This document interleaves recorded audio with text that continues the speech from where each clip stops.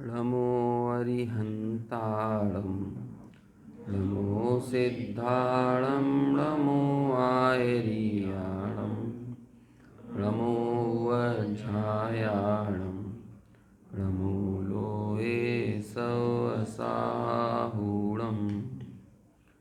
मङ्गलं भगवान् वीरो मङ्गलं गौतमो गणी मङ्गलं कुन्दकुन्दाद्यो जैनधर्मोऽस्तु मङ्गलम् सर्वमङ्गलमाङ्गल्यं सर्वकल्याणकारकं प्रधानं सर्वधर्माणां जैनं जयतु शासनम् जैनं जयतु शासनम् जैनं जयतु।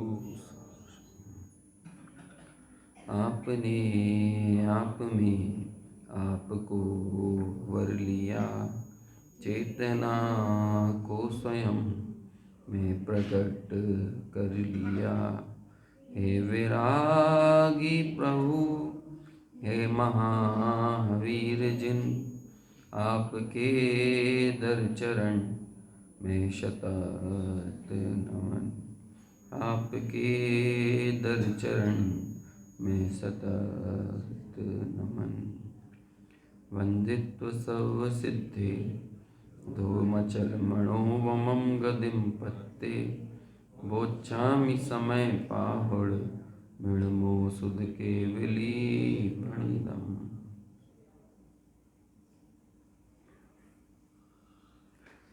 समय सार ग्रंथादिराज की गाथा क्रमांक 7, जिसमें दृष्टि का विषयभूत भगवान आत्मा जो 6वीं गाथा में स्पष्ट किया था, उसे ही और भी अधिक स्पष्टता और सूक्ष्मता के साथ प्रस्तुत करते हुए उस दृष्टि के विषय वाले आत्मा में कैसे दर्शन ज्ञान चारित्र का भेद नहीं पड़ता, ये चर्चा यहाँ पर आचार्य देव ने की है। एक बार पुनः इस गाथा को हम पढ़ेंगे और फिर इसके बाद इस चर्चा को आगे बढ़ाएंगे। बवहारेणुवदिस्सदी प्राणिश्चरितदंसनं नाणं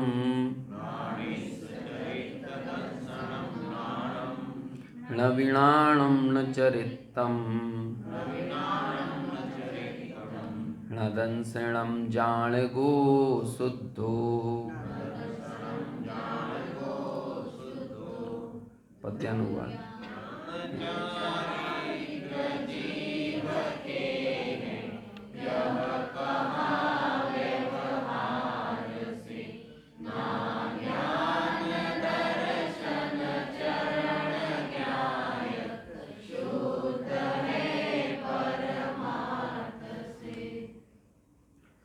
व्यवहार नए आत्मा में दर्शन ज्ञान चारित्र इत्यादि भेद डालता है, लेकिन जब हम उसे शुद्ध नए या परमार्थ से देखते हैं तो उसमें ये दर्शन ज्ञान चारित्र के भेद नहीं हैं।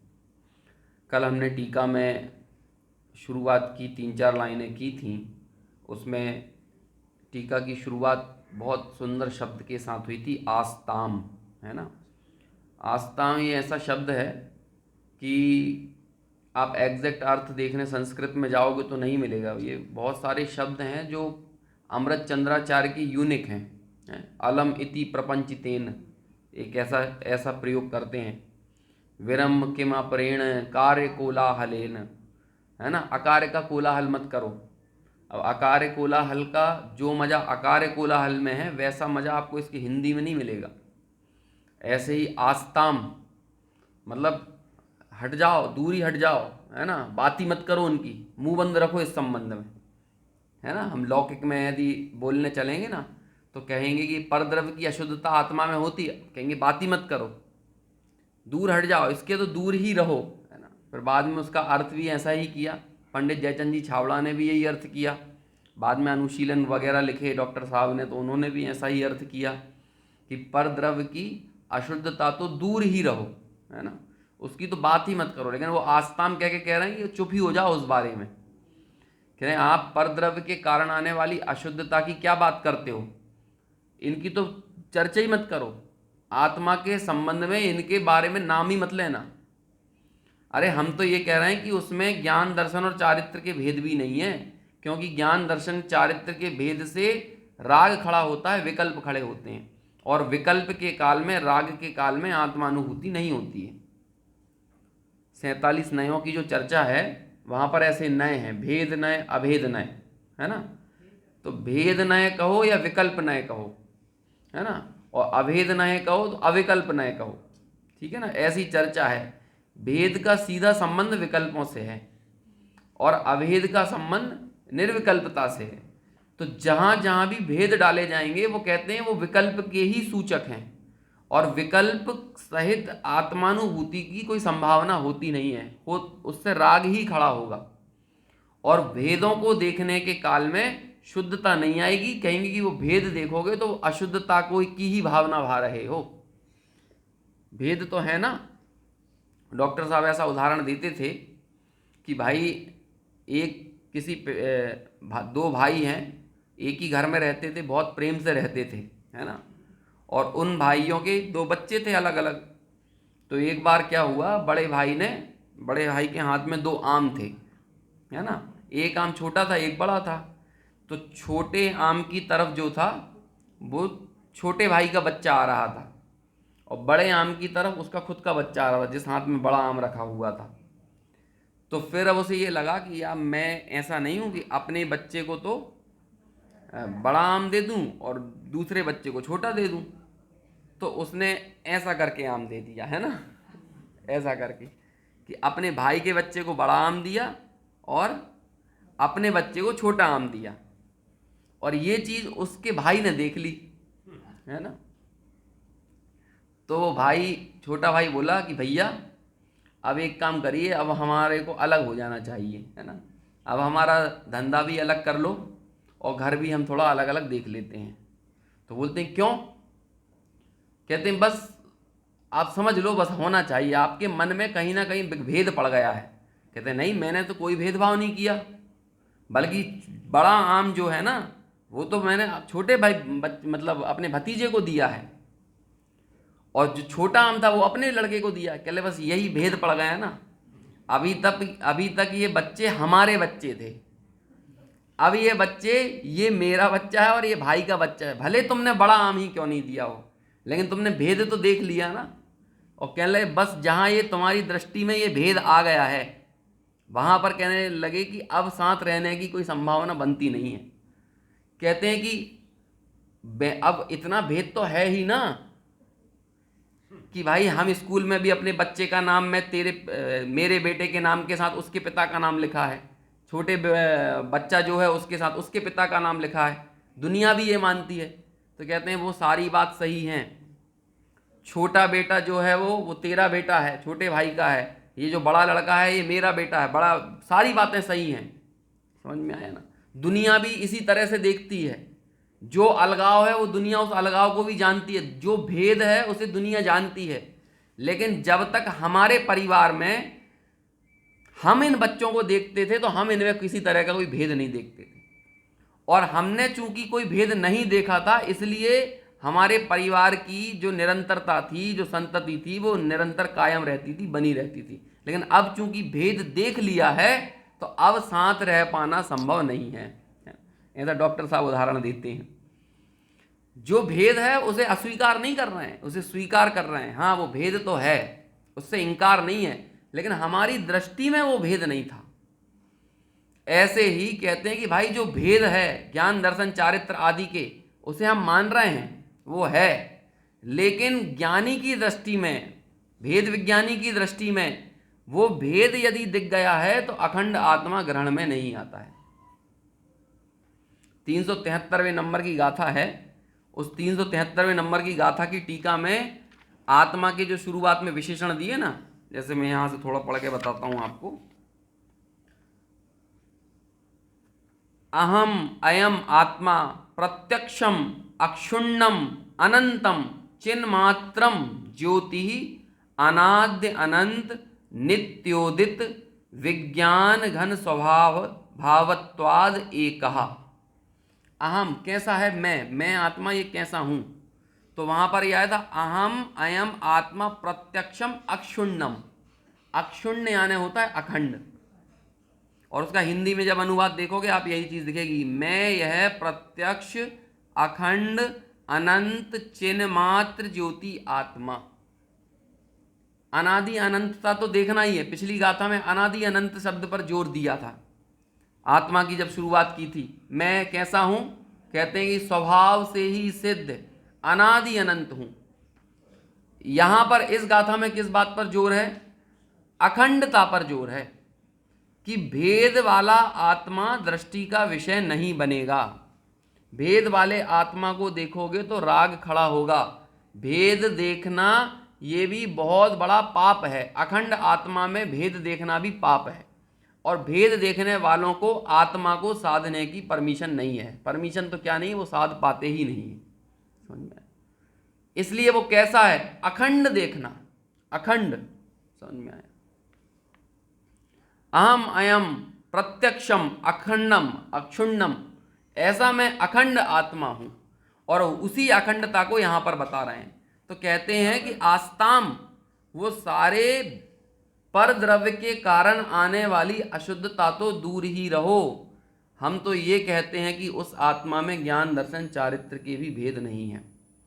हम जिस ध्रुव तत्व को साधने जा रहे हैं वो ध्रुव तत्व तो कैसा है, वो तो जैसा है वैसा है, वो तो अभेद है, अखंड है, अनंत गुणों को जिसने अपने भीतर ही पी लिया है। तो हम तो उन अनंत गुणों के समूह रूप से जो एक धर्मी हैं, उस एक धर्मी को साधने जा रहे हैं। तो फिर ये प्रश्न किया कि आचार्य, एक तरफ तो आप खुद ही आत्मा को ज्ञान दर्शन चारित्र के भेद से समझाते हो, और अब आप हमें ये समझा रहे हो कि नहीं तुम भेद मत देखो। आपने ही तो बताएं ये दर्शन ज्ञान चारित्र के भेद, कोई दूसरा थोड़ी आया था, और अब आप हमारी टांग खींच रहे हो। हमने यदि भेद देख लिया, हमने यदि भेदों का कथन कर दिया तो, समझ में आया। तो फिर उसका उत्तर आचार्य देते हैं कि भैया ऐसी बात है कि जो हमने भेद बताए थे वो क्यों बताए थे, वो जो हमने कल पूरी गाथा की टीका पढ़ी थी, यतः ही अनंत धर्मणि एकस्मिन् धर्मणि अनिष्णातस्य अंतेवासी जनस्य। जो अंतेवासी खास लोग हैं, प्रिय लोग हैं, लेकिन प्रिय तो हैं लेकिन अनिष्णात हैं। किस चीज में निष्णात नहीं है, वो एक धर्मी को यदि उसे उसके धर्मों के साथ नहीं समझाया जाए तो नहीं समझते हैं, समझ में आया। भारत क्या है, तो कहते हैं महाराष्ट्र, गुजरात, है ना, तमिलनाडु, कर्नाटक, मध्य प्रदेश, उत्तर प्रदेश, बिहार, ये सब मिलते हैं तो ये क्या है, ये भारत है। हमें भारत को बताने के लिए उसकी सत्ता ऐसे बताना पड़ती है। जो हमारा कॉन्स्टिट्यूशन है वो भी भारत के संबंध में लिखता है। भारत क्या है, भारत राज्यों का संघ है। संघ मतलब आता है यूनिटी, राज्यों का संघ है। राज्य ये चाहें, हमारे भारत के राज्य ये चाहें कि हमारा मूड करता है कि हम अलग अलग हो जाते हैं, तो कहते हैं भारत में ये परमिशन नहीं है कि आप अपनी मर्जी से हमारे राज्य बनकर नहीं रह रहे हो। ये तो हमने तुमको हमारी व्यवस्था के लिए राज्य बना दिया है कि यहाँ पर भाई गुजराती संस्कृति है, गुजराती बोलचाल है, गुजराती भाषा है, तो हमने उसको कौन सा राज्य बना दिया, गुजरात। लेकिन गुजरात किसी दिन कहने लगे कि मुझे अलग होना है, तो इसकी परमिशन भारत के अंदर नहीं है। क्यों नहीं है, कि भारत तो क्या है, राज्यों का संघ है, संघों का राज्य नहीं है, समझ में आया ना।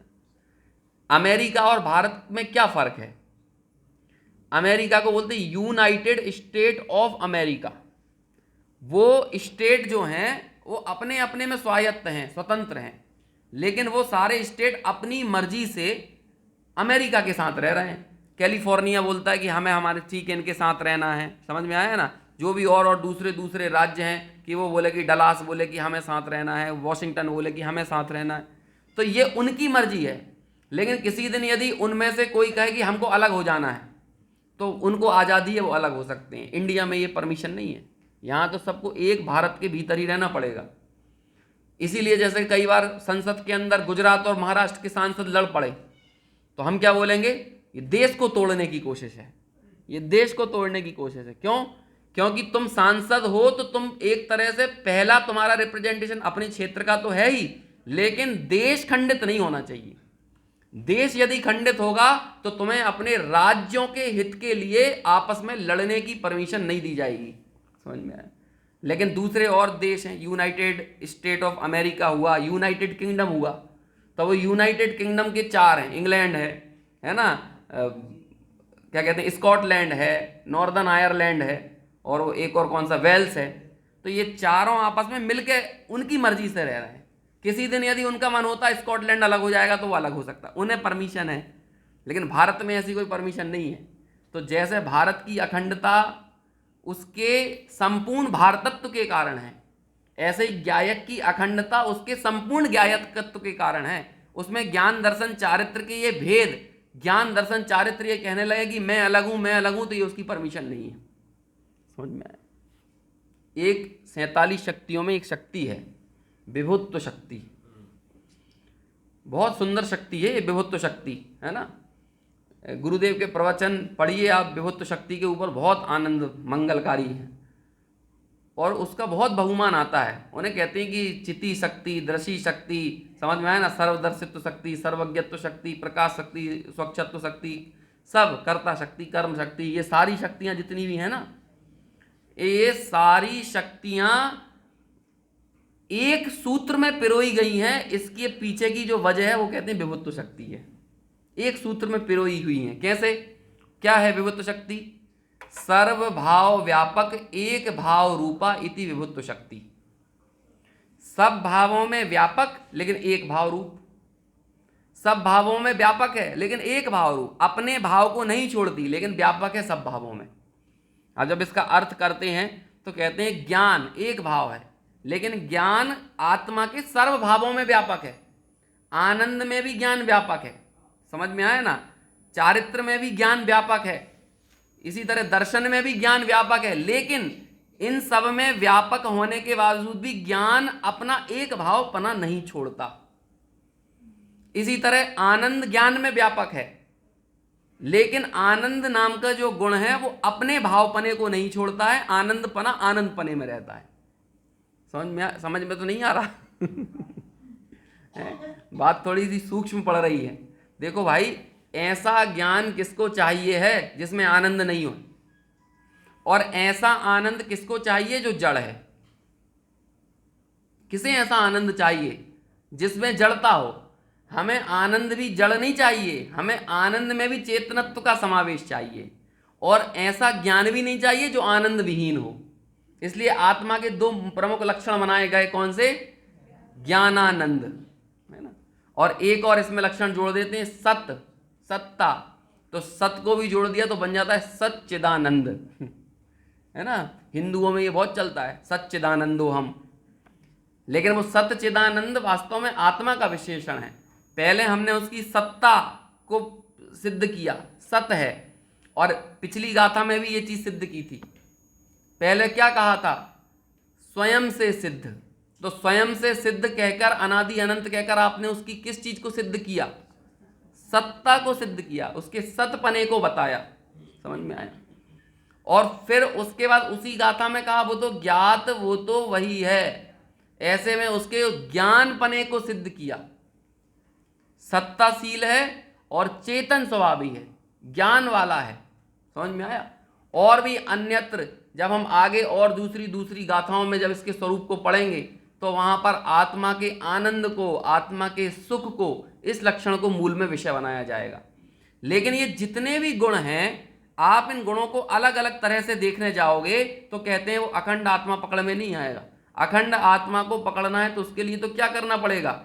एक अखंड सत्ताशील जो ध्रुव पदार्थ है उसको विषय बनाया, और जब उसको विषय बनाकर उसको लक्ष्य में लिया तो कहते हैं वो जो आत्मा दृष्टि का विषय बनेगा उसको क्या कहा कि वो तो अक्षुण्ण है, अखंड है। समझ में? जैसे भारत अखंड है ऐसे ही वो भी अखंड है, या फिर ऐसा कहो जैसे आत्मा अखंड है ऐसे ही भारत अखंड है ना। भारत में प्रदेशों की सत्ता है, भिन्न भिन्न राज्यों की सत्ता है, उस सत्ता से इनकार नहीं है। लेकिन हम कहते हैं ना, हर भारतीय की नज़र में, दृष्टि में क्या होना चाहिए? एक अखंड भारत होना चाहिए। बहुत साल पहले एक पिक्चर आई थी, स्पोर्ट्स के ऊपर बनी थी कोई सी, ये हमारे नए बच्चों को याद भी होगी, है ना, हॉकी के ऊपर, हाँ, छक दे, है ना। तो उसमें क्या होता है, अलग अलग राज्यों से खिलाड़ी सिलेक्ट होकर आते हैं, है ना। तो वो ऐसे ही देखा एक बार टीवी पे, तो वो चीज़ जब देखी तो तुरंत ये चीज़ बात ख्याल में आएगी। देखो, जब उनसे कहते हैं हाँ तुम्हारा नाम क्या है, तो वो अपना जो भी है नाम बोलती है, और उसके बाद बोलती है नाम बोल के महाराष्ट्र, फिर नाम बोल के पंजाब, अपना नाम बताएगी, और परिचय में फिर जगह का नाम क्या बोलेगी, वही गुजरात, है ना, मणिपुर, आंध्र प्रदेश, तमिलनाडु, कर्नाटक। तो जब जब वो जो कोई भी अपने राज्य का नाम बोलता है तो वो कोच क्या करता है, उसको आउट, आउट। जो भी राज्य का नाम बोलता है उसे क्या बोलता है, आउट। अच्छा ये बताओ वो झूठ बोल रहा है कि सही बोल रहा है? जब भी वो राज्य का नाम बोल रही है, जैसे कोई भी लड़की आई, मान के चलो उसने बोला विद्या और बोला पंजाब, तो फिर बोला कि सही बताया कि गलत बताया? बोला तो सही, लेकिन जो कहते जब तुम देश को रिप्रेजेंट करने के लिए जा रहे हो, तब तुम अपनी दृष्टि में राज्य को रखोगे तो तुम देश को रिप्रेजेंट करने के काबिल नहीं हो, समझ में। और फिर एक लड़की आती है, एक खिलाड़ी, और वो बोलती है अपना नाम बता के बोलती इंडिया, तो जैसे ही इंडिया बोलती है, हाँ, फिर उसको कहता है कम, फिर उसको सिलेक्ट करता है, और फिर उन सारे लोगों को बोलता है कि तुम अपने अपने राज्यों के भले बहुत बड़े खिलाड़ी होगे, बहुत बड़े सिरमौर हो, लेकिन देश को रिप्रेजेंट करने के समय तुम्हें यदि तुम्हारा राज्य दिख रहा है तो तुम देश को प्रेजेंट करने के काबिल नहीं हो। ऐसे ही यहां पर कहते हैं आत्मा को साधने के लिए जो व्यक्ति आया है और यहां पर उसे गुणभेद दिख रहे हैं, तो कहते हैं तुम आत्मा को साधने के काबिल नहीं हो, लायकात नहीं है तुम्हारे भीतर अभी आत्मा को साधने की। क्यों? क्योंकि तुम्हें अखंड आत्मा में भी अभी भेद दिखाई दे रहे हैं। अखंड आत्मा में भी तुम ये देख रहे हो कि वो ज्ञान है, दर्शन है, चारित्र है, और अंतिम भूमि तक भी, अंतिम भूमि मतलब आत्मानुभूति के चरमोत्कर्ष को पाने के नजदीक जाने के बाद भी तुम उसे ऐसे ही देख रहे हो। एक अखंड आत्मा में तुमने टुकड़े टुकड़े कर दिए, उसे छिन्न भिन्न कर दिया है, उसे खंड खंड कर दिया है। हमने तुम्हें समझाने के लिए तुम्हारी ये व्यवस्था की थी ज्ञान, दर्शन और चारित्र की, लेकिन उसे अनुभव के काल में, उसे ग्रहण करने के काल में तुम्हारे लिए ये कोई व्यवस्था नहीं है कि तुम ऐसी आत्मा को साधते समय भी ये भेद देखते रहो। वो सारे खिलाड़ी जो सिलेक्ट होकर आए थे, उन्हें उनके सिलेक्शन का पैमाना उनके राज्यों में किया गया प्रदर्शन था, तो उनके राज्यों में किए गए प्रदर्शन को हम नकार नहीं रहे हैं, लेकिन जब तुम देश को प्रेजेंट करने के लिए आ गए हो, अब यहां पर तुम्हें राज्यों को नजर में रखने की जरूरत नहीं है, यहां पर तो तुम्हें अपना पूरा देश दिखना चाहिए, अखंड देश दिखना चाहिए।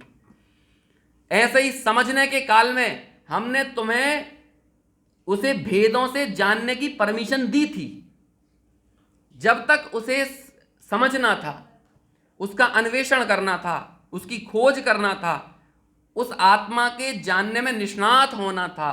लेकिन अब जबकि तुम समझ गए हो, निष्णात हो गए हो, और इसके बाद भी तुम्हें यदि भेद दिख रहे हैं, तो कहते हैं आत्मा को साधने की परमिशन तुम्हें नहीं है। यदि ऐसे भेदों को देखते हुए आत्मा को साधोगे तो वीतरागता को पैदा नहीं करोगे, राग की ही वृद्धि करोगे, विकल्पों की ही उत्पत्ति होगी, निर्विकल्पता की ओर गमन नहीं होगा।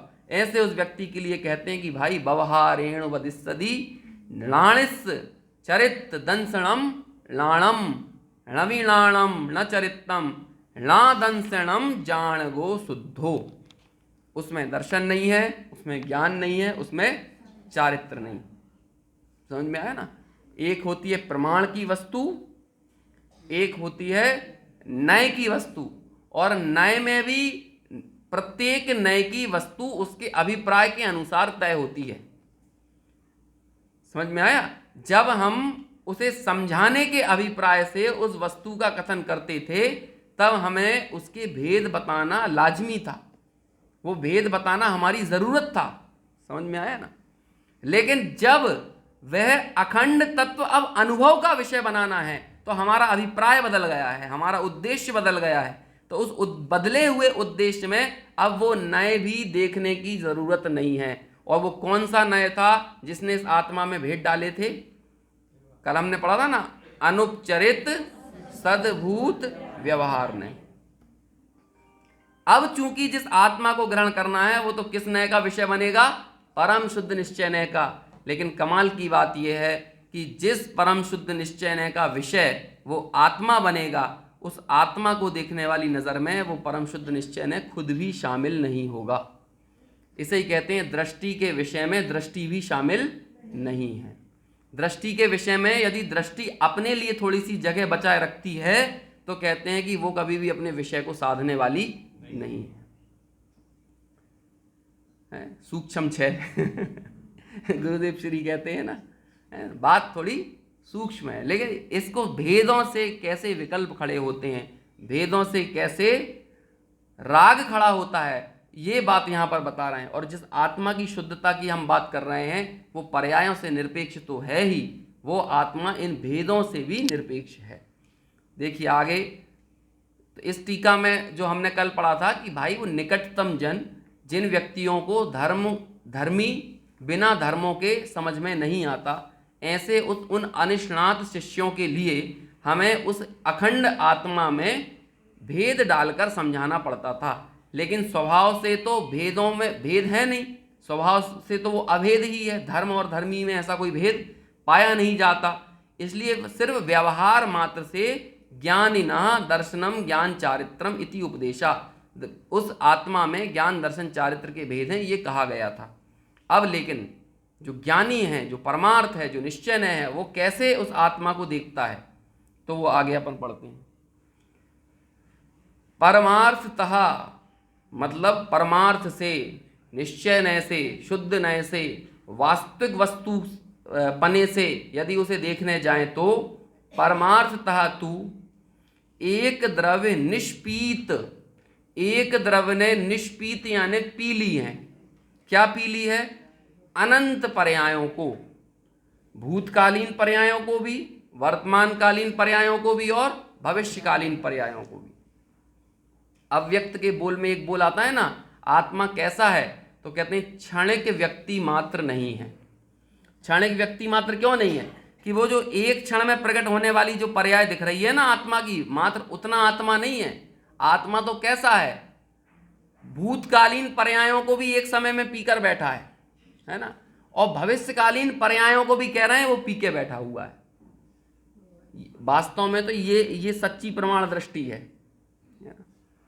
ये सच्ची प्रमाण दृष्टि क्यों है? क्योंकि भूत भविष्यत पर भविष्यत सर्व पर्यायों का समावेश एक द्रव्य में कर दिया। तो वो ये कह रहा है एक द्रव्य निष्पीत अनंत पर्यायतया एकम किंचित मिलित आस्वादम अभेदम एक स्वभावम अनुभवतः, कि एक द्रव्य अनंत पर्यायों का पी गया होने से एकम किंचित मिलित आस्वादम, जो है तो कैसा, एक है, लेकिन कुछ मिले हुए वाला, किंचित मिलित है ना, कुछ मिला हुआ स्वाद वाला अनुभव में आ रहा है। पी तो गया है वो सर्वानंत पर्यायों को, लेकिन किंचित मिले हुए स्वाद वाला, आस्वाद वाला, उन सबको मिला हुआ आस्वाद में आने वाला। और कैसा है? अभेदम, अभेद है, एक स्वभावम, एक स्वभाव वाला है, अनुभवतः मतलब एक स्वभाव वाला होने से उसका जो अनुभव है, उस एक स्वभाव वाले अनुभव में ना दर्शनम, उसमें दर्शन नहीं है, ना ज्ञानम, उसमें ज्ञान नहीं है, ना चारित्रम, उसमें चारित्र नहीं है। तो फिर क्या है? ज्ञाय कहा एव एकहा शुद्धः, वो तो बस एक शुद्ध ज्ञायक ही है। हम उसमें पर्यायों का भेद डालकर उस तत्व को नहीं देख रहे हैं, बल्कि वो तो कैसा है, उन सबको पी जाने वाला होने से वो किंचित मिले हुए स्वाद वाला आने पर हमें कैसा लग रहा है? अभेद। ये किंचित मिला हुआ स्वाद क्या हुआ? आपने शिकंजी पी, वो खट्टी भी लग रही है, मीठी भी लग रही है, तो कैसी है? अब खट्टा मीठा स्वभाव जो है उसमें एक में ही मिल गया है ना, तो जब उसको ग्रहण कर रहे हैं तो कहते हैं अब वो मिला हुआ स्वाद ही उसकी अभेदता हो गई है, वो उसकी अखंडता हो गई है। शक्कर की स्वतंत्रता अलग हो सकती है, नमक की स्वतंत्रता अलग हो सकती है, नींबू की अलग हो सकती है, लेकिन जब वो सब मिल गए हैं तो वो क्या हो गया है? इसे ही कह लो कि उसने नमक, शक्कर और सबको एक साथ अकेले में पी गया है।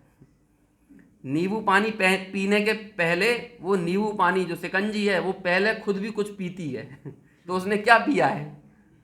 तो कहते हैं उसने नमक को पी लिया है, उसने उसमें घोली गई शक्कर को पी लिया, उसमें घोले गए नींबू को पी लिया है।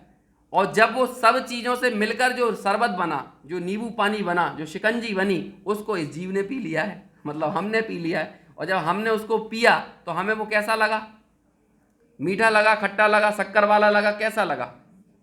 वो तो शिकंजी थी, शिकंजी जैसा लगा, है ना।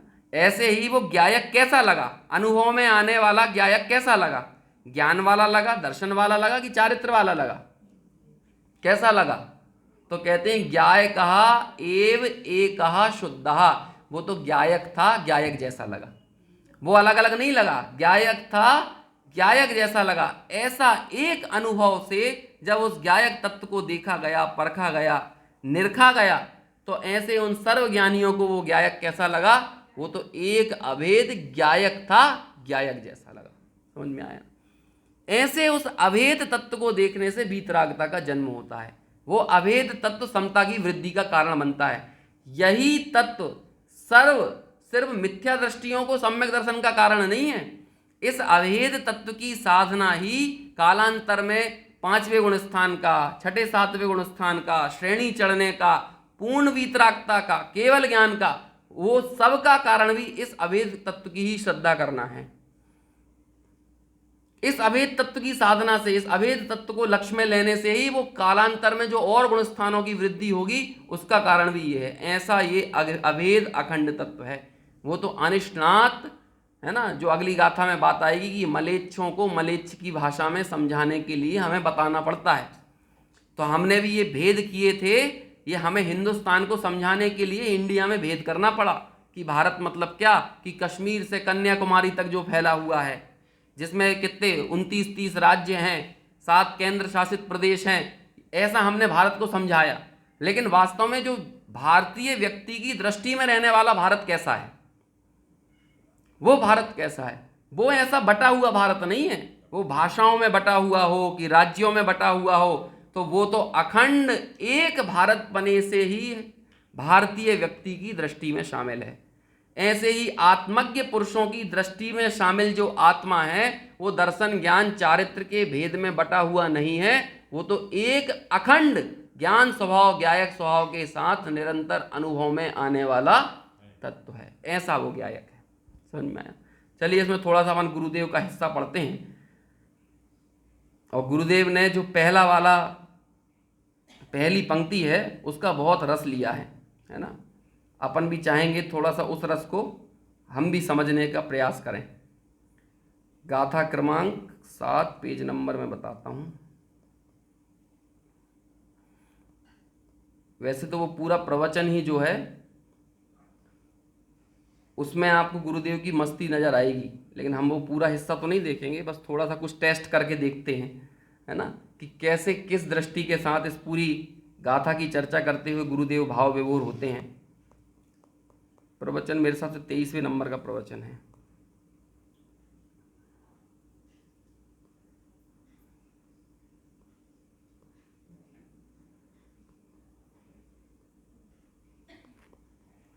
ये जो इसका भावार्थ था ना गाथा 6 का, उस पर गुरुदेव ने 2-3 प्रवचन कर दिए। जो हमने गाथा 6 के भावार्थ को छोड़ दिया था, 3 प्रवचन अकेले भावार्थ में किए। मूल गाथा पर तो किए 1 या 2 प्रवचन, लेकिन पंडित जयचंद जी छावड़ा के भावार्थ पर लगभग 3 प्रवचन किए। और उसके बाद फिर 7वीं गाथा शुरू होती है।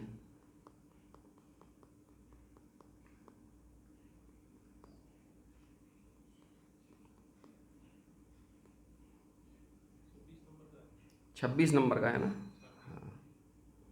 इसमें जो टीका की पहली लाइन है उसका जब वो अर्थ करते हैं वहां से मुझे चर्चा लेना है।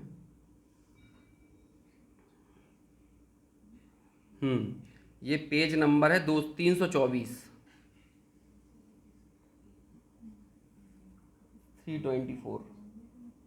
हाँ ये बस थोड़ा नीचे आइए, अगला पैराग्राफ, बस ये 7वीं गाथा सूक्ष्म है ना। जो मैं बार बार बोल रहा था, 7वीं गाथा ये सूक्ष्म बात है। भेदों का निराकरण करके तत्व को देखना बहुत बहुत महीन दृष्टि चाहिए। महीन मतलब पैनी, है ना। हाँ, पैनी दृष्टि चाहिए। वह ज्ञान दर्शन चारित्र तो उसमें शक्ति रूप है। परंतु भेद करना यह व्यवहार है। आहा हा, व्यवहार अर्थात उसके आश्रय से विकल्प उत्पन्न होता है। आत्मा की साधना हम विकल्पों को पाने के लिए थोड़ी कर रहे हैं, आत्मा की साधना तो निर्विकल्प होने के लिए कर रहे हैं।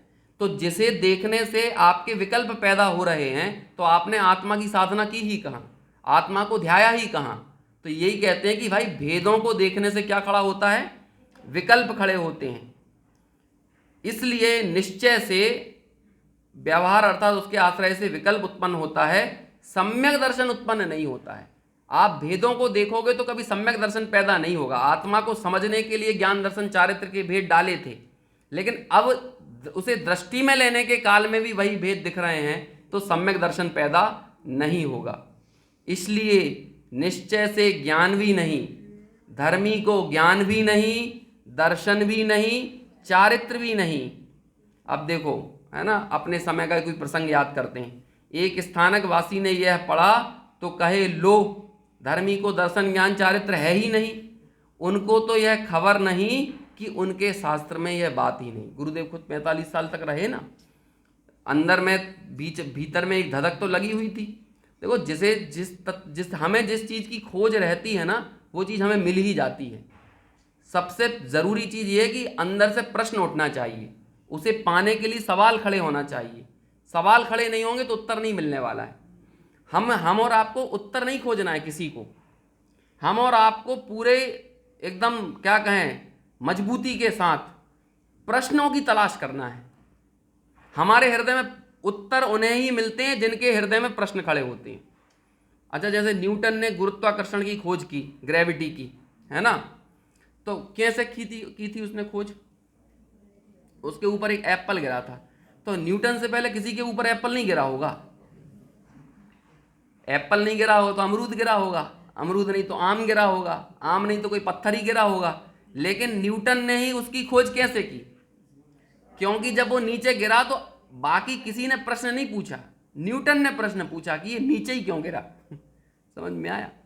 और वो उसका वो प्रश्न था, इतना ज्यादा उसने बेचैन कर दिया उस प्रश्न से ने न्यूटन को कि ये नीचे ही क्यों गिरता है, हम जब भी इसे ऊपर फेंकते हैं ये ऊपर ही क्यों नहीं जाता है, हम सारा बल लगाकर इसे ऊपर धकेलते हैं, फिर ऊपर ऐसा कौन सा बल, कौन सा फोर्स है, ग्रेविटल फोर्स बोलते हैं ना उसे, गुरुत्वाकर्षण बल, तो वो ऐसा कौन सा फोर्स है जो इसको नीचे भेज रहा है।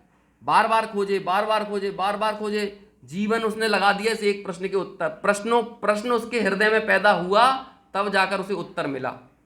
ऐसे ही हम और आपको ये प्रश्न तो पैदा हो कि मैं कौन हूं, ये विविध प्रकार के भाव कैसे बन रहे हैं, ये राग द्वेष की परिणति कैसे चल रही है, ये कषायों की उत्पत्ति क्यों हो रही है, मैं आखिर दुखी क्यों हूँ, संयोगों को प्राप्त करने के बावजूद भी असंतोष क्यों बना रहता है। कोई भी एक प्रश्न तो खड़ा हो अंदर में, उत्तर तो आपको खुद मिल जाएगा, लेकिन हमें कोई प्रश्न ही तलाश नहीं करता है। हमारी स्थिति क्या शुतुरमुर्ग की जैसे है। शुतुरमुर्ग जानते हैं क्या होता है? जब अपने सामने कोई खतरा देखता है तो वो अपनी मुंडी, अपना जो सिर है वो क्या करता है, नीचे जो भी रेत में या धूल में छुपा लेता है, और वो ये सोचता है अब सारी समस्या चली गई। तो हमें भी जीवन के कई जो जटिल चीजें जो समझ में नहीं आती, तो हम उनके संबंध में कोई सवाल खड़ा नहीं करते हैं, उसे खोजने की कोशिश नहीं करते हैं, बस अपन ये सोचते हैं होता होगा कुछ, है ना, ऐसा कह के अपनी मुंडी को शुतुरमुर्ग की तरह जमीन में दबा लेते हैं। समझ में आए?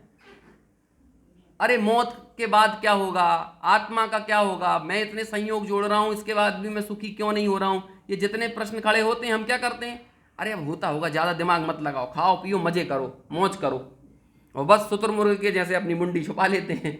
अभी कोई के हृदय में कोई प्रश्न खड़ा नहीं होता। अभी यहाँ से अपन ने पढ़ा सुना, लेकिन अंदर में कोई ऐसी चीज़ बेचैन नहीं करेगी अपन को। बस उसके बाद तो ठीक है, अभी नाश्ते पे कॉन्सेंट्रेट किया था, अब खाने पे कॉन्सेंट्रेट कर लेंगे। समझ में आया? लेकिन अंदर में कोई ऐसा प्रश्न खड़ा नहीं होता है, और जब कोई सवाल खड़े नहीं होते हैं तो उसके उत्तर भी नहीं मिलते हैं। समझ में आया ना? जब गुरुदेव सोचो संप्रदाय विशेष में थे तो भी उनको ऐसे प्रश्न कहीं ना कहीं खड़े होते थे, तभी तो जब इतना बेचैन कर दिया उन सवालों ने कि इतना सब क्रियाओं का पालन करते हैं, ये सब करते हैं, लेकिन इसके बाद भी कोई शांति नहीं मिलती है, कोई सुख ही नहीं मिलता है, तो समस्या क्या है? तो वो वही प्रसंग याद करके बोलते हैं कि एक स्थानकवासी ने ये पढ़ा तो कहने लगा ऐसा भी कोई धर्मी हो सकता है जिसमें दर्शन नहीं हो, ज्ञान नहीं हो, चारित्र नहीं हो। तो वो कहते हैं कि भैया ये बात है ही नहीं, ये वहाँ है ही नहीं, ये बात तो नहीं, बात समझ में कहाँ से आएगी। और गुरुदेव ऐसी ही कोई चीज चाहते थे, और वो चाहत, वो सवाल, वो प्रश्न जो अंदर में एक बेचैनी दे रहे थे, बाद में उनका उत्तर देने के लिए पूरी कायनात को उनके अनुसार होना पड़ा, है ना। वो वैसी स्थिति बनी। लेकिन हमारे हृदय में यदि वैसे सवाल, वैसे प्रश्न, वैसी जिज्ञासाएं पैदा नहीं होंगी तो उनका उत्तर आखिर मिले तो मिले कैसे। तो वो ये कहते हैं, उनके शास्त्र में यह बात नहीं है। किस अपेक्षा से कहते हैं? दर्शन, ज्ञान, चारित्र द्रव्य में अभेद रूप है।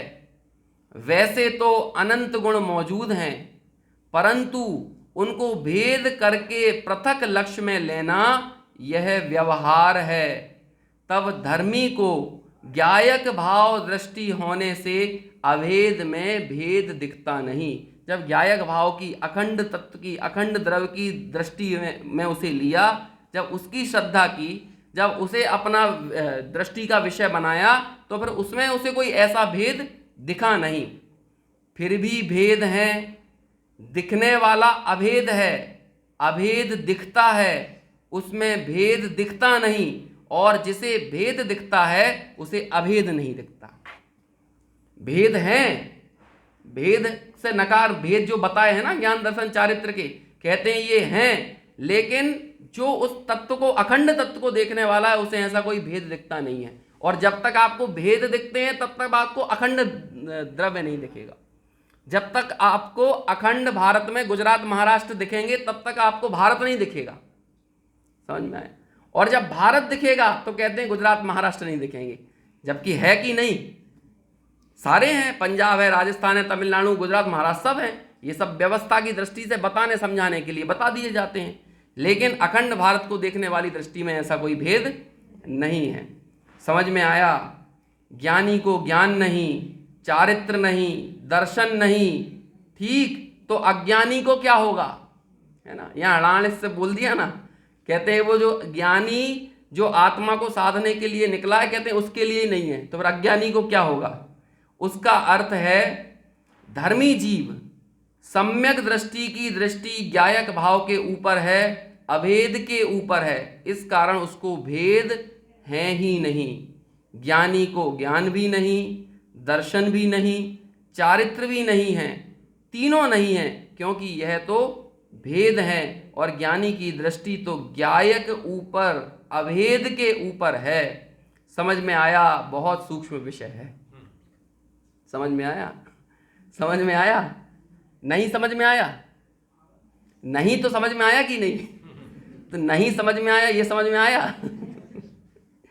है ना। देखो आगे, अब यहाँ तो अरे व्रत करो और तप करो और भक्ति करो, इससे कल्याण होगा। शुरुआत में बोल दिया था ना, आस्ताम, आस्ताम, दूरी रहो, पर द्रव्य के संयोग से आने वाली अशुद्धता तो दूर ही रहो। अरे ज्ञानी के तो दर्शन ज्ञान चारित्र नहीं है, तभी गुरुदेव कहते हैं कि हमें तो क्या लग रहा है, धर्म करने के लिए, कितना करने पे धर्म हो गया। कहते हैं यदि धर्मी जो है, जो आत्मा को साधने वाला है, वो आत्मा में भेद देख ले तो उसके धर्म नहीं हो। आत्मा में यदि भेदों को ग्रहण करे तब धर्म नहीं हो। और यहाँ क्या कह रहे हैं? व्रत करो, तप करो, भक्ति करो, इससे कल्याण होगा। यहाँ तो कहते हैं कि यह तो भैया अशुद्ध परिणाम है। अशुद्ध तो लक्ष्य लेने लायक है ही नहीं, और अशुद्ध से सम्यक दर्शन होता नहीं। परंतु अभेद वस्तु में अनंत गुण है, परंतु उसके भेद करके लक्ष्य करना, उससे भी सम्यक दर्शन होता नहीं, ऐसी बात है। वो व्रतप आदि तो परद्रव्य के संयोग से पैदा होने वाली अशुद्धता है, उससे, उस अशुद्धता को लक्ष्य में लेने से तो सम्यक दर्शन होगा ही नहीं। ये तो खरी बात है, पक्की बात है, इसमें तो कोई दो राय है नहीं। लेकिन कहते हैं हम तो इससे भी ऊपर जाकर अगली स्टेज की बात करते हैं कि जो अनंत गुण आत्मा में हैं, वस्तुपने से यदि हम उसे देखें, समझने जाएं तो हैं, लेकिन वे अनंत पने से युक्त वस्तु के जो भेद हैं, उन भेदों की तरफ यदि दृष्टि करोगे तो उन भेदों को देखने से भी सम्यक दर्शन नहीं होगा। व्रत तप आदि से तो होगा ही नहीं, उनकी तो बात ही दूर करो, उनकी तो बात, उसको तो जाने ही दो, चर्चा ही मत करो। समझ में आया? देखो आगे वैसे तो पूरा ही प्रकरण बहुत पढ़ने जैसा है, लेकिन एक आध और, क्योंकि आखिरी 5-7 मिनट का ही समय है ना अपने पास, तो जाते जाते कुछ एक आध चीज़ जो हमारे दिल को लग जाए, है ना, ऐसी बातें कुछ हम यहाँ पे और पढ़ लेते हैं। ये देखिए, आइए नीचे 327 पेज पर, है ना, थोड़ा सा इस गाथा के बहुमान में गुरुदेव श्री ये पूरे प्रकरण के इस दृष्टि के विषयभूत आत्मा की जो चर्चा मिली, जो बात यहाँ पकड़ में आई, जिसके लिए दिगंबर संतों का, दिगंबर विद्वानों का इसका इतना बहुमान व्यक्त करते थे, वो चीज़ें हमें बाय डिफ़ॉल्ट मिल गई हैं। समझ में आया ना, हमें मिल गई हैं, गुरुदेव ने खोजा था, हमें तो समझ लो कि परंपरा से मिल गई वो चीज़ें, लेकिन गुरुदेव का तो समझ लो एक लंबा पुरुषार्थ था उस चीज़ को पाने के लिए, और उसके बाद जब वो चीज़ मिली थी तो उन्हें उसकी महिमा और उस कद्र आती थी। हमें समय सार मिल गया, बाय डिफ़ॉल्ट मिल गया। समझ में आया ना, हमें हमारे पिताजी से मिल गया, दादाजी से मिल गया, हमें ऐसे संप्रदाय में पैदा हुए, ऐसे जगह पे हुए कि हमें वो चीज़ मिल गई, तो हमें उसका कोई विशेष ऐसा बहुमान नहीं है। दिगंबर संतों की बातें तो केवली के पदानुगामी की बातें हैं, 327 पेज पर। हाँ, केवल ज्ञान के रास्ते पर चलने वालों की बातें हैं। ये बातें किनकी हैं? बस ये जब बातें पढ़े ना, क्योंकि इसी से सम्यक दर्शन है, इसी से मोक्ष मार्ग है, मोक्ष मार्ग की शुरुआत नहीं है ऐसा आत्मा जाने बगैर।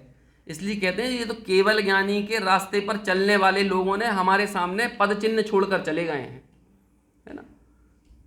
कोई भी महापुरुष जब किसी रास्ते पे जाता है तो वो तो उस रास्ते पर आगे बढ़ गया, पहुंच गया, लेकिन वो पद चिन्हों को देखकर और उसके जो पीछे आने वाले अनुयायी हैं वो भी उस रास्ते पर आगे बढ़ लेते हैं।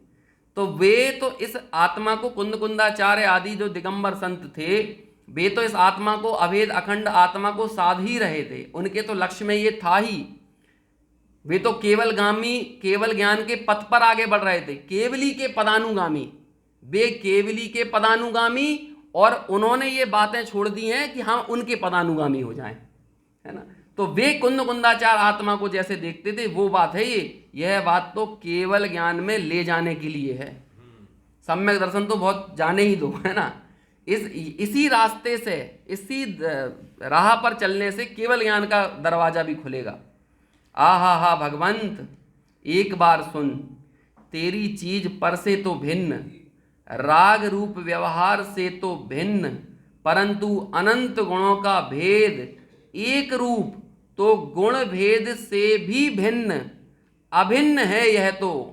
आहा हा, यह गुणी और यह उसका गुण, ऐसा भेद भी जिसमें नहीं। गाथा बहुत ऊंची है। जैन दर्शन का मक्खन, जैन दर्शन अर्थात वस्तु विश्व दर्शन, और उस पूरे जैन दर्शन यानी पूरे विश्व का दर्शन कराने वाला, पूरी वस्तु को दर्शाने वाला, और उस पूरी वस्तु को मथने के बाद जो ऊपर माखन आया है वो माखन है ये, कि आत्मानुभूति का की जो चर्चा चल रही है ना, आत्मा और आत्मानुभूति, तो वो जो आत्मानुभूति में जो आत्मा आएगा वो आत्मा कैसा है, वो प्रमत्त अप्रमत्त नहीं, ये बात तो ठीक है ही, लेकिन अब इससे भी आगे बढ़ो कि उसमें गुण भेद भी नहीं। जैन दर्शन कोई संप्रदाय नहीं, वस्तु का स्वरूप जैसा है वैसा कहा, है ना। ये हमारी कौन, वो साची ने प्रश्न किया था, साची है नहीं है, चली गई ये वो पूछ रही थी कि जैसे हिंदू लोग होंगे वो अपने धर्म को भी विशेष कहेंगे, हम भी यदि हिंदू हो गए होते तो वैसे ही धर्म की जय जयकार कर रहे होते। समझ में आया ना, हम यदि और किसी धर्म में हो गए होते तो हम उसकी जय जयकार कर रहे होते।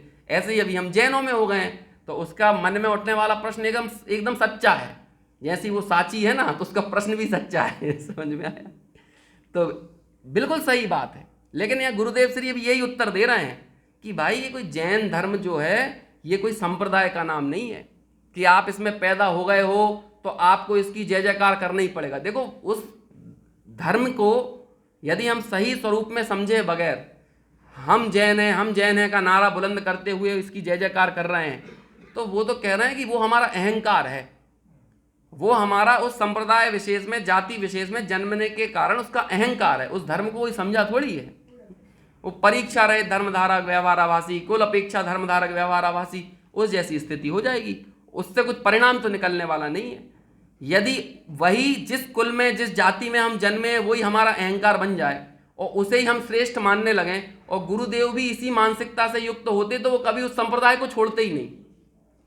लेकिन जैन धर्म क्या है कि ये तो वस्तु का सच्चा स्वरूप है और इस वस्तु के सच्चे स्वरूप का जब निर्णय करे, इसको समझे, तो फिर कहते हैं कि फिर कहीं भी किसी भी पूर्वाग्रह से ग्रसित आप पहले रहे हो, आप उस आग्रह के साथ जी नहीं सकते हो।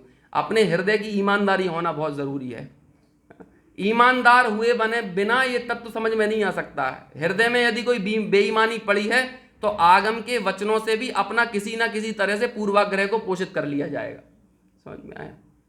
वो 4 तरह की मिथ्या दृष्टियों की जब बात की थी ना अश्विन भाई ने, तो उन्होंने कहा था वो 3 मिथ्या दृष्टि भी 7 शास्त्र पढ़ रहे हैं, निश्चयाभासी, व्यवहाराभासी, उभयाभासी, और सम्यक सन्मुख मिथ्या दृष्टि भी शास्त्र पढ़ रहा है।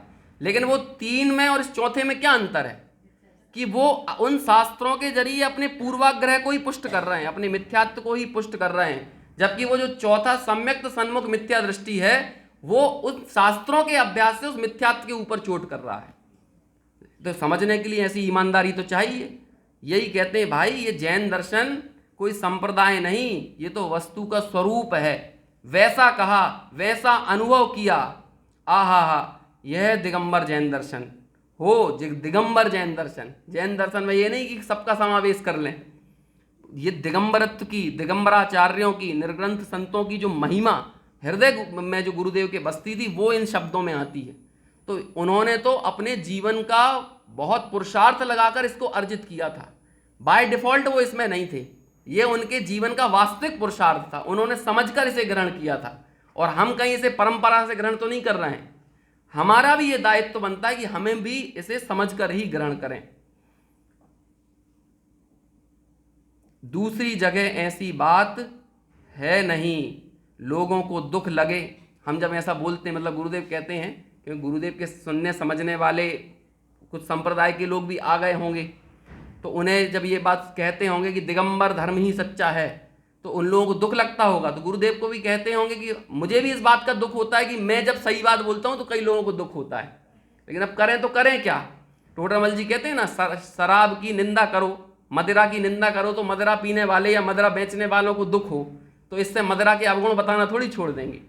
तो ऐसे ही जो सही तत्व है उसे समझाने के काल में जो मिथ्या तत्वों का निरूपण करने वाले मत संप्रदाय आदि चल रहे हैं, यदि उनके बारे में कुछ कहो और उसे मानने वालों को यदि बुरा लगे तो अब हम क्या कर सकते हैं, दुख लगे, परंतु दूसरा क्या करें, मार्ग तो प्रभु का यही है।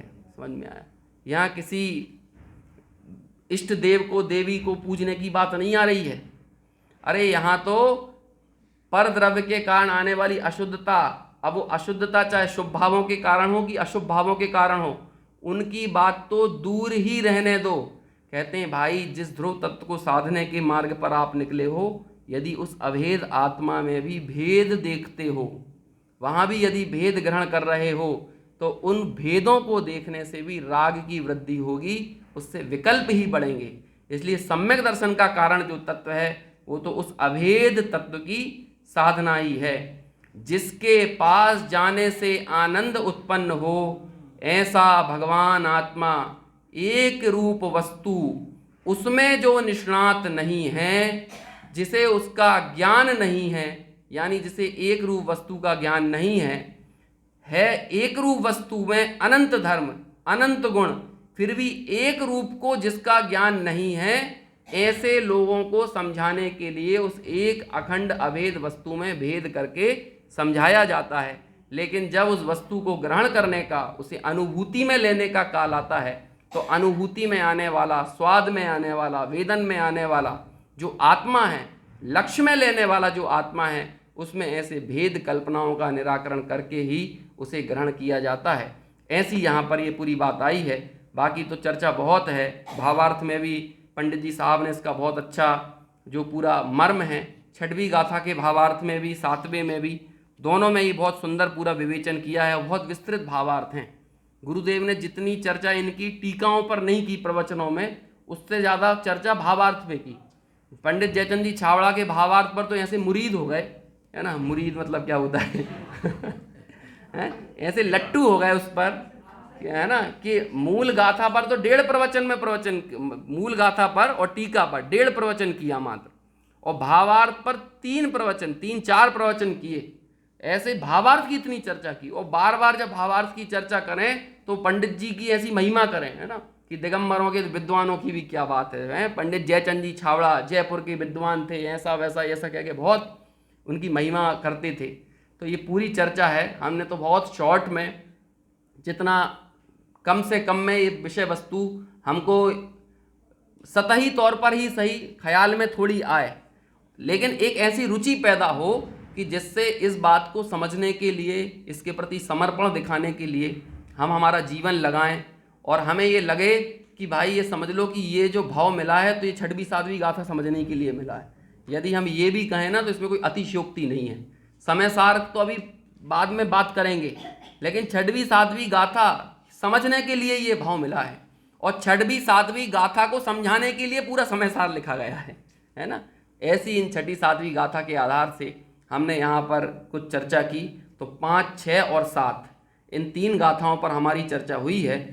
सोच के तो ये आए थे कि शायद 12 गाथाएं हो जाएंगी, लेकिन अभी इतनी चर्चा करने पर भी ऐसा लग रहा है कि बहुत शॉर्ट में निपटा दिया है ना। अभी ऐसा लग रहा है, जब सोचो 12 गाथाएं लेते और इससे स्पीड के साथ चलते तो फिर तो और अन्याय जैसा लगता, फिर तो लगता बहुत बड़ा अन्याय कर दिया है। तो भाई एक और जो निवेदन है कि हम और आप तो जो कहते हैं सो कहते ही हैं, बहुत सूक्ष्मता के साथ ये पूरी 12 गाथाओं के ही जो प्रवचन हैं गुरुदेव के, हो सके तो 19वीं बार के तो सुनना ही, और ज़्यादा टाइम हो तो 15वीं 16वीं बार के सुन के भी और अपने विषय को स्पष्ट करना, जिस प्रकार से बने, अनुशीलन आदि के द्वारा जैसे भी, लेकिन इसके मर्म को समझना, और सिर्फ समझना ही नहीं बल्कि इसे साधने का भी प्रयास करना, इसे अनुभूति गम्य बनाने का भी लक्ष्य रखना, और ऐसे लक्ष्य के साथ हम इन गाथाओं के मूल भाव को समझकर समय सार के श्रद्धानी हों, इस मंगल भावना के साथ।